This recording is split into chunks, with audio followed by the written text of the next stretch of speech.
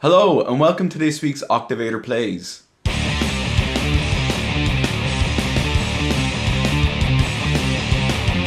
On this week's episode we're going to talk about this Orange Micro Terror.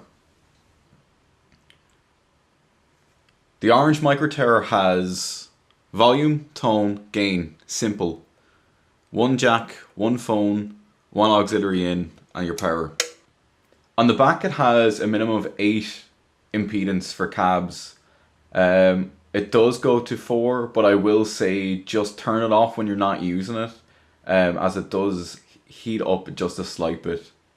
It's powered by a 12 watt adapter which comes with the amp. If you buy yours off Thomann, more than likely you will get a 2-pin EU plug. Luckily enough, they also sent the 3-pin Ireland and UK plug adapter for me as well, so that was good. Let's plug it in and listen to it.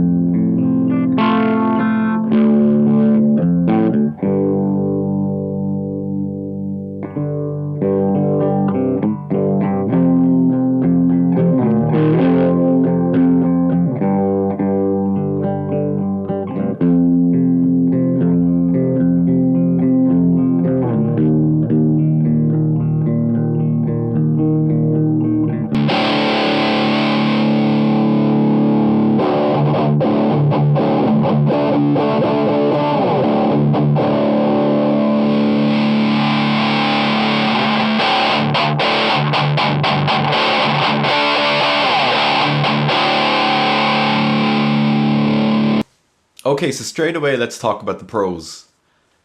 The pro of the Micro Terror is you're going to get the orange sound, the orange warmth, for a price of €150.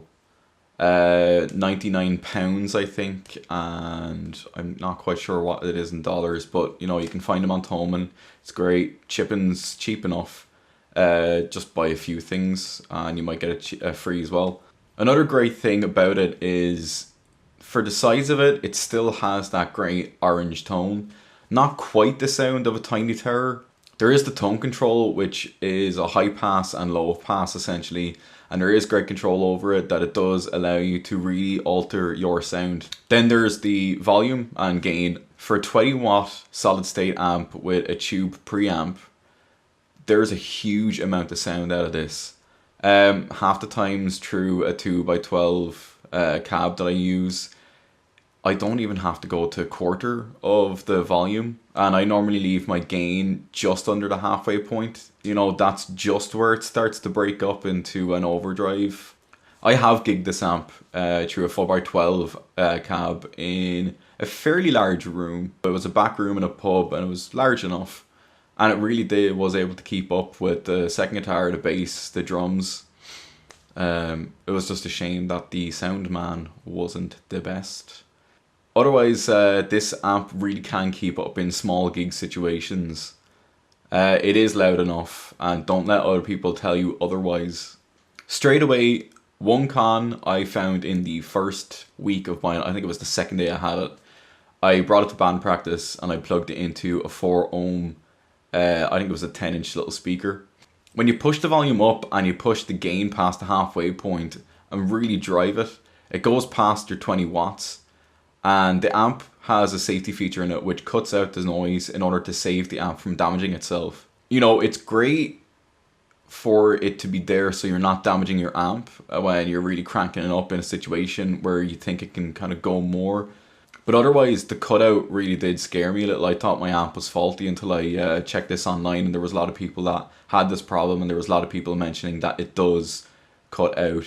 But a lot of people found that this was mostly with a 4 ohm cab, which was the small 10-inch speaker I was using. It was a 4 ohm. So that is going back to another con of putting it through 4 ohms. Yes, it does overheat if you leave it on for too long. Switch it off when you're not using it. But also, if you crank it up too much, it's just going to cut out. I haven't had this problem pushing it through the 8 ohm cab that I do use. So I think if you're going through that, you will have no problem whatsoever with it. And I think it's plenty loud to be using anyway. Another con to the Micro Terror, it might give you what you're looking for if you want to choose between the Micro Terror, the Tiny Terror, or even if you want to get the Micro Dark Terror. That this one does not have an effects loop. Your send and returns. All there is literally just the speaker out and the 12 watt. You can plug in MP3s and stuff like that, which is really handy if you want to play along to it, but there is no effects loop, so that could be something that you don't want it for. I don't use an effects loop. I use my pedal board and that's it. I don't really use reverb for my sound. I don't find that I need it that much. Some people might disagree. Some people might want their reverb and they might want to put that into an effects loop. So you might want to get, the Micro Dark, which does have the effects loop built into it, and it is a lot handier. So that's it. That is the Micro Terror, an amp that a lot of people I see saying, "Oh, you can't use this for metal. It's just a clean kind of overdriven amp," and you're wrong. You are wrong. If you have a nice distortion, if you're using something like an overdrive, a tube screamer to push that up to clean it up, you're going to get a great distortion out of this amp. All you need is a good clean, which this amp does provide. It is a fantastic clean. It's very warm and it can be very thin.